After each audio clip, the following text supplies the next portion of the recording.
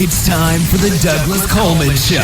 Mr. Smooth and Savvy is joined by guests from all walks of life, from the entertainment industry to authors to political and social commentators, the famous and not so famous, the controversial and the light and fluffy. We have it all. Now, here's Douglas Coleman.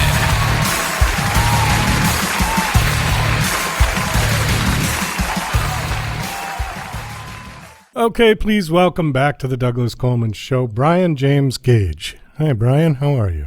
Hi, Douglas. How's it going? Thanks for having me back. Oh, my pleasure. I know we have been trying to get you back for a couple of months and scheduling and all that kind of stuff.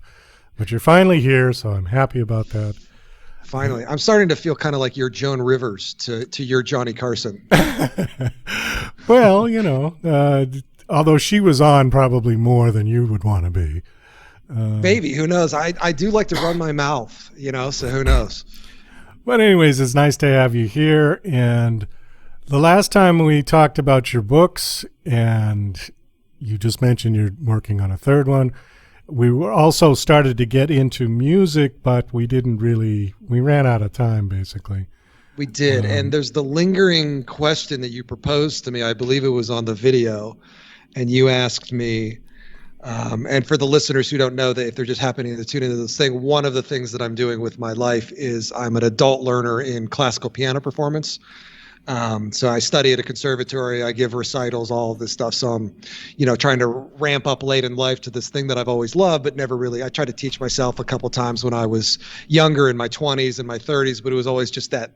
It was basically my piano, for the most part, was a nice place for my ex-wife to hang her dry cleaning. That's about it. And then finally in my mid 40s, when I was on a business project in a city that I didn't live in, I finally started taking piano lessons.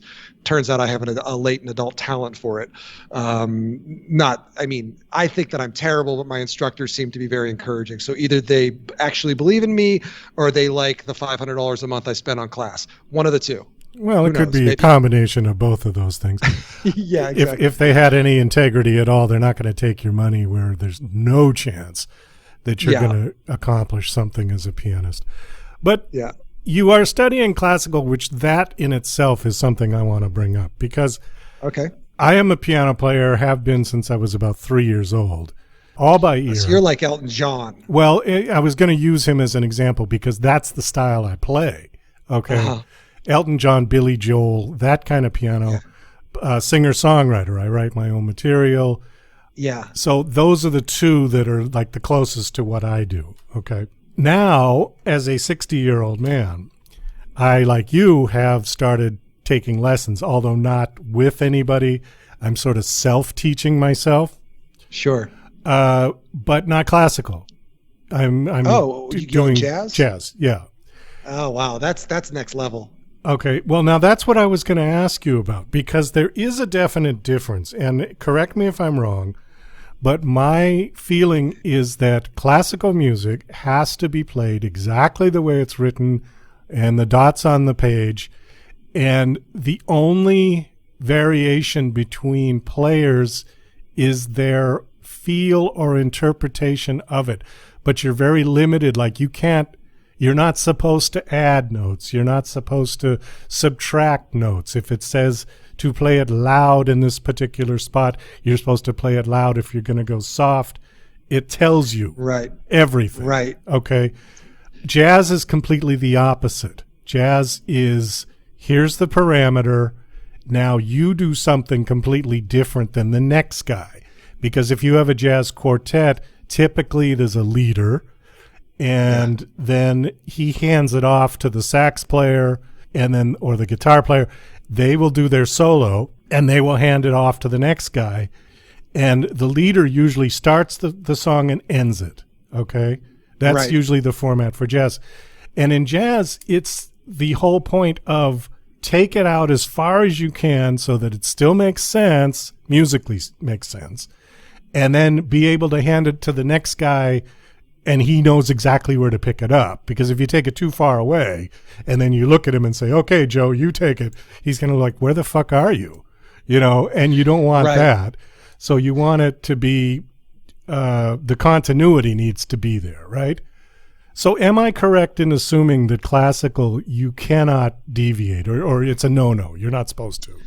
Well, geez, that's sort of a tough question in the sense of if you're talking academically, because there's a very rigid, it's almost like martial arts in the sense of, there's obviously there's not any belt levels and I'm talking specifically around classical piano. I don't know violin. I don't know how the studies are done, but there's certain levels of understanding. And there's a very rigid way, and I would even say to jazz, because I was a rock guitarist and I could jam as a rock guitarist. If you came over my house right now and said, why don't you get on that piano and jam out? I'd be like, I don't know. I can't do it, because the way that I'm being taught, you're structured. Yes. Okay. It's very structured. Like I don't, what's interestingly enough, I've been studying now specifically at a conservatory for 4 years. And I'm finally cracking into the Romantic era, like Beethoven, Mozart, things of that nature. And I started out with J.S. Bach and a lot of the Baroque teachers. And what's interesting is the way that my hearing has changed in the way that I hear music now. I can tell you, probably not with great accuracy, but I'm getting to the point where I can listen to people who are producers of rock albums, etc., or someone in the band. I can be like, someone in that band is classically trained. And the reason why that is because the understanding of voicing, which basically leads, I think when you look at like a solo instrument, like the piano, for example, a lot of composers and conductors also play the piano. And the reason why is you start looking at each individual note on the piano, not so much as a note or even a chord. For example, let's just say you have a C minor chord, right? You have your C, you have your D sharp and your G. Most people would just play those exactly the same. The classical pianist can take any given one of those, even with a 5-finger spread on a chord, and play and voice any individual point of those. So you could play your C, you could play your D sharp, your G, or your C, and make any one of those shine above the rest of the chord, treating it almost as your soloist. So you start thinking of each individual key on the piano as almost like, oh, well, here's my choir. And so when you voice things, specifically when you start talking about like J.S. Bach partitas or even 2-part inventions and 3-part inventions, getting on into fugues, which are 4 voices. So as far as the differentiation, when you're getting into the question about jazz and the rigidity of classical, there are, like Beethoven, for example, was a master improviser.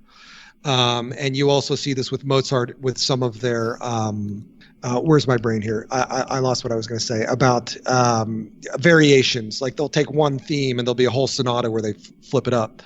And I think the reason why is these are they're revered. You could do whatever you want. Like I could take the Moonlight Sonata, something that everybody knows, or a Fur Elise, and you could turn it into like a Turkish style or because there's some pianists who are starting to kind of mix it up a little bit. But I think in order to understand, to honor the masters, you must first be able to try to mimic them to the best of your ability. Your forte is not my forte. Your pianissimo is not my pianissimo. So we're, if we both learn the same sonata, we would both approach it in a different way, but we would do so in trying best to honor, like, you're not Beethoven. I'm not Bach. I don't know better than these guys, specifically with 4 years of study under my belt. So therefore, I think I'm just sort of like, I just sit down in my little piano stool and shut up and listen.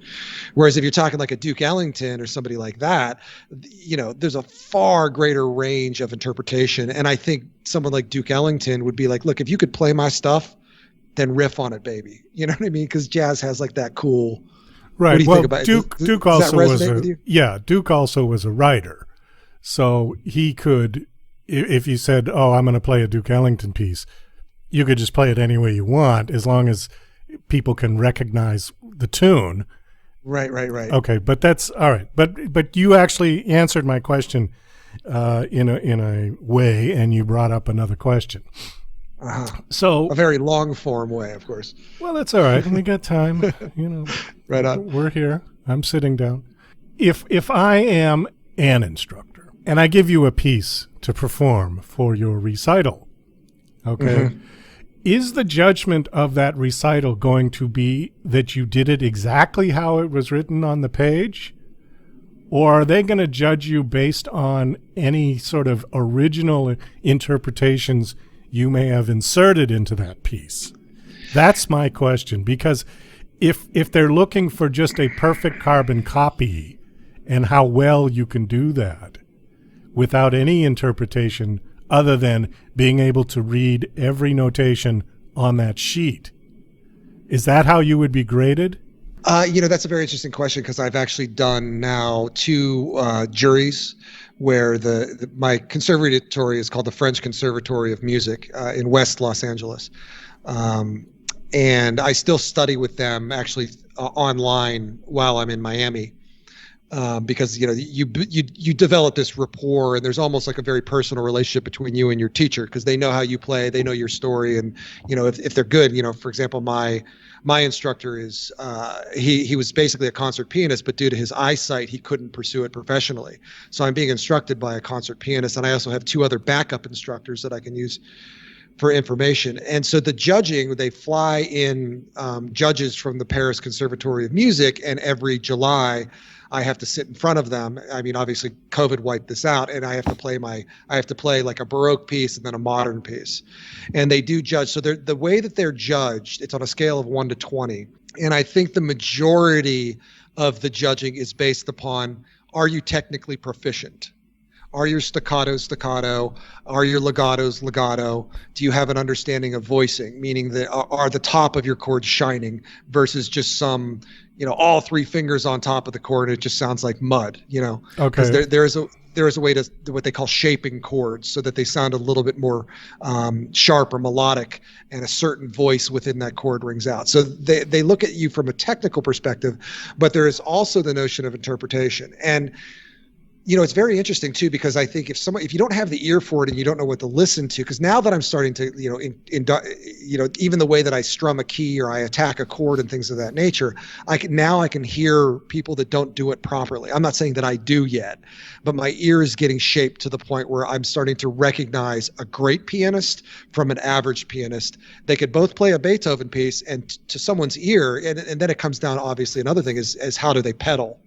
Because there's very scientific ways that go into pedaling classical music, whereas jazz, I'm certain that you could just kind of do what you want. But for example, I could probably give you a piece of these Bach partitas that I'm very much into. And if you've never listened to them, I highly recommend it. There's a woman named Maria Tipo, who I think she was active in the 60s and the 70s, maybe even up into the 80s. Her interpretations of these are, not to sound corny, but positively exquisite. And it's the way that her delicateness of her touch, it's the way that she, lets the flow of the, from piano up to forte, up to, even, back down to like mezzo piano and all these other ranges that she has within her fingertips. And then if you listen to her, and then you would go find someone like myself to listen to, you'd be like, ooh, well, why does she sound so much better? But it's the same notes. It's the same notes. I mean, there's also things specifically in Baroque music with turns and trills. That's where you can get into the interpretation. Because, for example, when they made these, when Bach wrote these 3-part partitas, he wrote them for the harpsichord. And the harpsichord is, to people that don't know, is one dynamic. If I pounded my fist onto a harpsichord, it's the same volume. If I barely touched the key just so it engaged, it's the same volume. So the only way they could really structure things was through speed and like rubato, staccato versus détaché. And if people don't know what that means, like staccato is a very sharp, quick note. Détaché is somewhere in between staccato and legato. And so there's a lot of things that they could do by slowing the music at a certain point to try to like put their interpretation. But then the piano coming into existence wiped all of that off the mat. And there was this whole new 4-dimension of dynamics that could be integrated into interpreting a classical piano piece. But I would say, to answer your question, by and large, the notion is through, depending upon your school of thought, that you are to stick to as close to what the composer, when he writes forte, you play it forte. Forte, okay, right? All right. That was my. Yes, that was my beginning question. It was interesting that you brought up martial arts as a comparison, because I have always thought that you have judo, you have karate, you have all these different, they call them disciplines. Mm-hmm. And Bruce Lee was the jazz artist to martial arts. Agreed. Okay, because he took it out and he says, my style is no style. I have my own way of interpreting all of this. He put together boxing, karate, judo, I mean, all of these different disciplines, and he created his own. So he was a jazz artist, and the traditional Chinese did not like it. They didn't like it one bit. I mean, there's rumors that theoretically, I don't know if you want to call it conspiracy, that he was killed over it. Well, there is that rumor that the family was cursed. And, him and his son both died under weird circumstances. It's funny. I actually study martial arts as a hobby. I'm not like trying to pretend I'm a tough guy by any stretch of the imagination, because I'm not very good at it. But interestingly enough, when you were talking about that, I was doing jiu-jitsu, studying with a private trainer. And a lot of jiu-jitsu is, I don't know if you've ever engaged in such things, but when you first start doing jiu-jitsu, it feels basically like you're being mauled by an animal when you spar, because you just don't know what's coming at you. You're just trying to keep these black belts off you, and they know all the moves. You don't. You put your arm in the one wrong position, and the next thing you know, it's like, oh, wait, okay, you're tapping out. So, but there are certain positions that you learn. So, and the faster that you can do them, the better. So one of the things that I did, taking it from my classical piano, was I had actually purchased one of these jiu-jitsu dolls that you put on the floor and you could work on body position. And then I would set a metronome to a beat, and then I would move my knee into the position, and then my arm, and I would do the move beat by beat, and then speeding up the metronome, I was actually able to get much more fluid in my jiu-jitsu by approaching it musically. And I thought that was when my instructor came over, I'm like, hey, can I show you something I'm doing? He's like, that is the weirdest thing I've ever seen, but somehow it seems to be working. That was kind of an interesting approach. I'm trying to figure it out because I've never studied classical. I don't really play classical music. But you like it? Well, I listen to it, sure. Yeah, it's fine. But I've never dissected it. I've never really okay, that's that and that's that. You can do that with jazz too. I mean, there's a funny thing, and I was going to bring this up. There's a guy, well, there's a lot of them, but they're these sort of tutorial videos that people put up on YouTube, how to play this, how to play that. And they're all over the place, okay? And one of the ones that I think is absolutely funny is that he put up this little bit of Oscar Peterson, who, in my opinion, is probably the greatest jazz piano player ever, okay? Do you know who Oscar Peterson is? He's Canadian, right? Yeah, and he's 400 pounds and black. I didn't know. I just, for some reason, I know the name, and for some reason Canada pops up. But okay, well, he is phenomenal. His fingers are so fast, you're like, that's humanly impossible. You look at it and go, oh my God, right?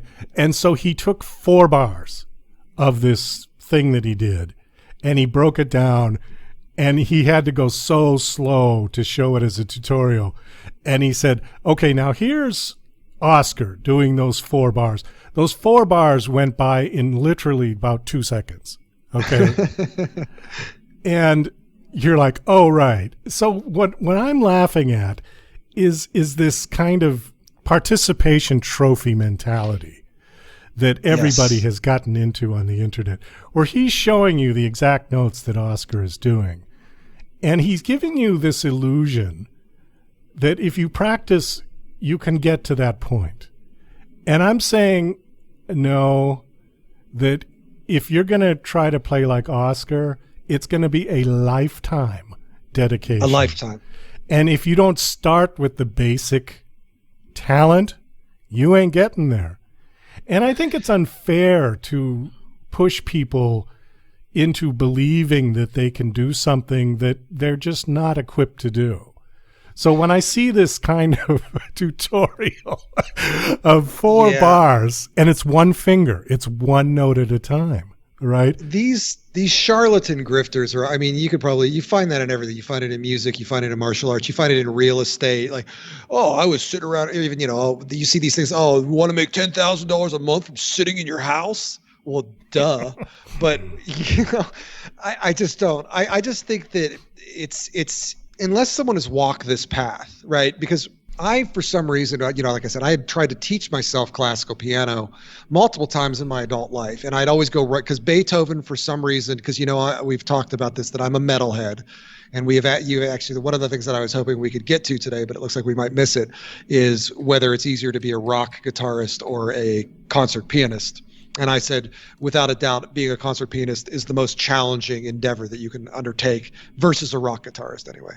Well, I think the criteria is, as we just spoke about, I think the criteria judgment is going to be much stronger on. Yeah. I mean, people revered The Who, and one of his greatest tricks was to take his guitar and smash it into an amp. Yeah, and I like that trick. Yeah, wonderful. Everybody loved it. Okay, Jimi Hendrix set his guitar on fire. I love Jimi Hendrix. He was my main guy that I would try to emulate when I was trying to be a rock guitarist back. But he also could play brilliantly, and he played it upside down with the strings backwards. Yeah, he was one with that instrument for sure. And I think that's probably one. I mean, you probably have this, though, being someone who's been handling a piano and understanding a piano since you were in your single digits of age. I envision you feel sort of one with the instrument, whereas I'm still at the point now that the piano has come full time into my life again, and I still practice 2, often 3 hours a day. I still feel separated from the instrument. Like I feel like I'm fighting it all the time. Mind you, I sort of try to get past a lot of the introductory repertoire, because with my adult mind, I don't want to learn Mozart's version of Twinkle Twinkle Little Star. I don't care about that. I'm not interested. So I'm a challenge to my instructors, because they're like, okay, how do we engage this guy and not overwhelm him with things that he'll simply never be able to play?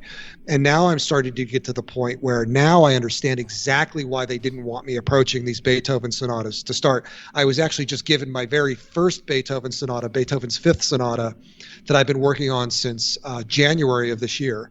And finally, as of about 3 weeks ago, it's finally memorized. And now my instructor and I are working on shaping it, which will probably take another 3 months of learning, because I guess it's like there's a differentiation. If the music is in you, that's one thing. Like your Oscar Peterson, he probably at one point in time, once he had all the technical know-how, it just made sense to him because he was a musical genius.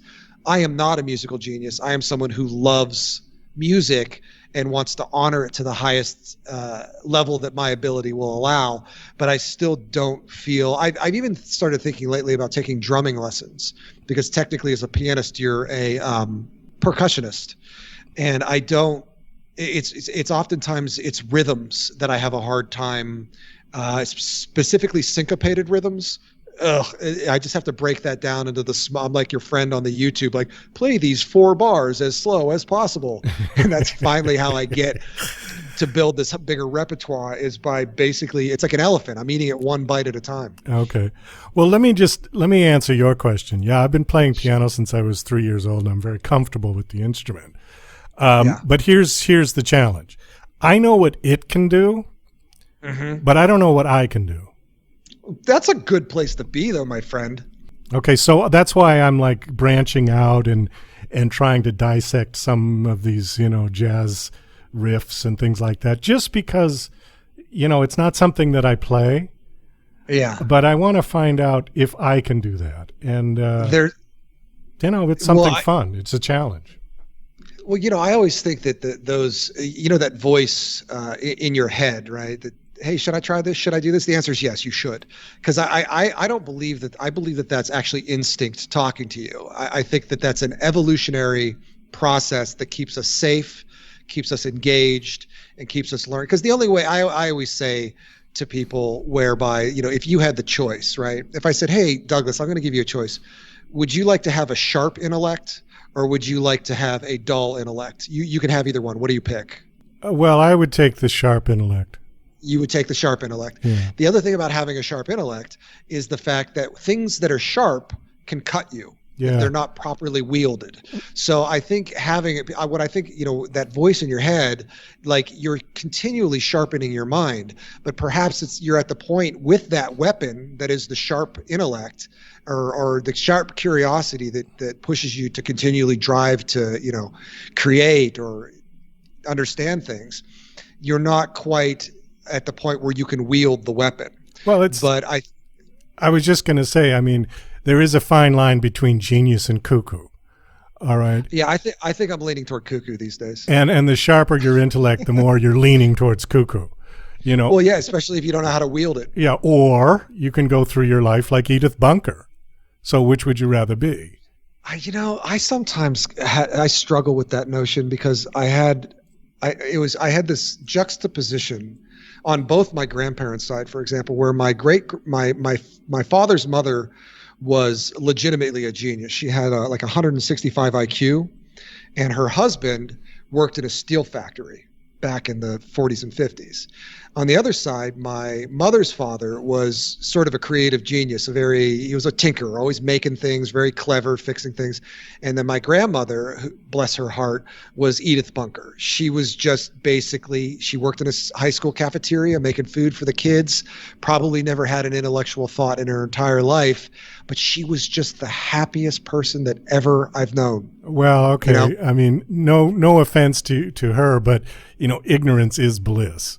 Yeah. Oh, I don't take any offense to it because, it was sort of the joke of the family about, grandma's just happy and sort of, that's all. I mean, I can get there with a couple of injections of some, a couple of morphine injections and I'm there, But yeah, that's the way to do it. But I think life is meant to be challenging. I think that's the whole point. Agreed. And for me, I think if I was Edith Bunker, well, see, the problem is that those people don't know better. Okay, they don't know what they're missing on the other side. They're just content with. There's a term in Italian that I cannot remember, but they used it in the movies Goodfellas, where they were sitting. Do you know that movie? I'm sure you've seen it. Do I? Okay. So there's a scene. Said that you was all right, Spider. Okay, so there was a scene where they just killed Billy Batts at Henry's bar, and they stopped by Joe Pesci's mother's house to pick up a shovel because they were going to take him out and bury him. And they're all sitting around the table. She puts out all the pasta and the bread and everything. And he said the term, and I cannot remember what it was, but it means content to be a jerk. And he just said, he doesn't care who knows it. He's just happy in his own little ignorant world. And they said the Italian phrase. And then the mother said, oh, but it sounds so much nicer in Italian because in English it just didn't sound right. Yeah, that's when they're talking about the painting of the guy with the boat, with the dog and the beard. And okay, it's in that scene. But that's the phrase that I can't think of. I'm sorry, but a long-winded reference. But there is that type of person on this planet who just doesn't care. They just go through their life, happy and ignorant. So I don't know. I think I prefer the struggle because there is a reward at the end of that struggle. Yeah, there's no reward for those people. They just go through life like that, and one day they drop dead. There is, I don't mind admitting this publicly because I think that it's one of those things that I am actually oddly proud of in a weird way because I think of it as sort of a dark talent. But I suffer from bipolar disorder, and I don't medicate it because it sort of mutes me. It mutes my creativity more than anything. But it's another thing that I've tried to learn to wield in life. And oftentimes, though, when like the highs are amazing, I could write the most interesting passages. My piano sounds great. My conversations with random people are interesting and fun. But the lows, which are dangerous, that's when I start looking at the ignorant people that wouldn't. And I'm just like, maybe it would just be better if I was just that dude, who, like just a guy who's happy to work at an ice cream shop or something. I'm just I'm just too curious. Though. Yeah. I want to see like I'm like you, like how far, like when you're talking about this jazz thing, like what the piano does, but deep down somewhere your instinct is pushing you, that voice inside of your head, because something else is there that you have not yet uncovered. Because it's like, a month ago, 3 months ago, if you would ask me like, how's your classical piano going? I would have told you that it's going terribly and this is the best I'm ever going to be. And I can't crack through these ceilings and this is it, right? I can outplay that pianist now 3 months later because I just stuck to it and absorbed the challenge. Yeah. And I think that's the case about, life in general is that, I look at my classical piano studies, although I do it from more of an intellectual curiosity. And frankly, if you get it right, specifically when you're playing Beethoven, it feels like you're wielding goddamn lightning. So, you know what I'm saying? That's people's like, well, why do you do it? I'm like, because I like to wield lightning. And this is like when you hit those chords and you hit it right, it's like, oh my God, I am Zeus at the top. You know what I mean? It just opens your mind. It just opens your body entirely. So those challenges are worth pursuing. But, you know, sometimes the flip side of that is when the little golem comes back and it's like, you know, all the negative self-talk and all these other things that come along with having that sort of mind. You can end up caving in on yourself relatively quickly. You can, but then, you know, I think the trick that we find in life is the balance. I mean, you do have to get up from the piano once in a while. Balance. And go take a walk. How do you spell it? I'm not sure if I know the word. Balance? Is that, you like that? That's a good dad joke right there. It just depends on what it takes to get you to balance. Now, with some people, it takes drugs. Some people who have serious mental leanings to one side or the other need a chemical assistance to get there. Well, okay. I actually live with a good deal of shame and regret about specifically my 20s and my early 30s, because I was only diagnosed with bipolar disorder into my mid to late 30s. And then once that I accepted the diagnosis and realized, like, okay, this is real, then I started treating myself properly and trying to mitigate this. But like, you know, early on, I was medicating with just booze constantly, which is not the right choice. Right.